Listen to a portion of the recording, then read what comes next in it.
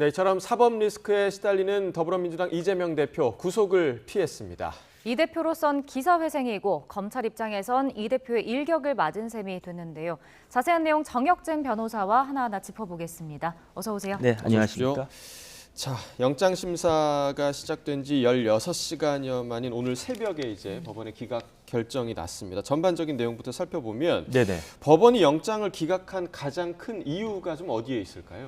일단은 영장에 기초가 되는 혐의가 3개가 있었어요. 그런데 그 혐의마다 사실은 좀 각각 살펴봐야 되는 게 첫 번째로 위증교사와 백현동, 그다음에 쌍방울 대북송금 이렇게 3가지가 있었는데 그런데 혐의가 소명이 된 것처럼 법원이 판단한 것은 위증교사와 백현동인 것 같고요.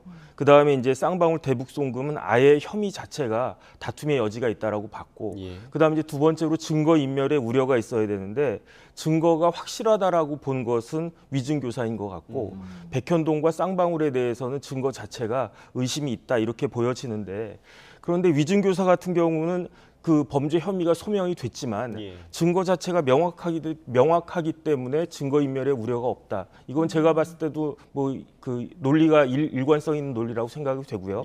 쌍방울 같은 경우에는 아예 소명 자체가 부족하니까 뭐 증거에 대해서 볼 것도 없이 이 부분에 대해서도 영장이 기각되어야 된다. 이런 판단이니까 어찌됐든 결론이 어찌됐든지 간에 논리적인 일관성이 있는데 제가 봤을 때 백현동 부분은 조금 말이 안 된다라고 생각하는 게 그 백현동 관련해서 혐의에 대해서 상당한 의심이 든다고 판사 본인이 이야기를 했으면서도 직접 증거가 부족했기 때문에 영장 발부를 못하겠다라는 거거든요. 그런데 직접 증거가 부족하다라고 하면 간접 증거나 이런 증거들은 인정이 된다라는 식으로 읽힐 수가 있고, 그다음에 이렇게 직접 증거가 부족하다라고 하면 증거 인멸의 염려는 오히려 있는 것이 아닌가.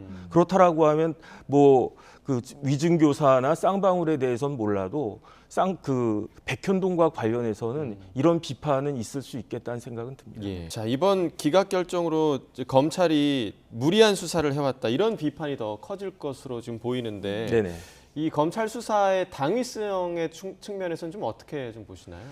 무리한 수사라고 보여지지는 않고요. 왜냐하면 너무 그 혐의 같은 것들이 있었으니까. 당장 뭐 이화영 부지사 구속되지 않았습니까? 그다음에 뭐 김인섭 씨나 여러 사람들 구속되어 있으니까 사건 관련자들이 다 구속되어 있고 수사를 받고 있는 상황에서 이재명 대표만 수사의 대상에서 빼기도 그럴 거고, 그다음 다른 사람들 다 구속되어 있는데 이재명 대표에게 구속영장 청구를 안 한 것도 부족한 거고.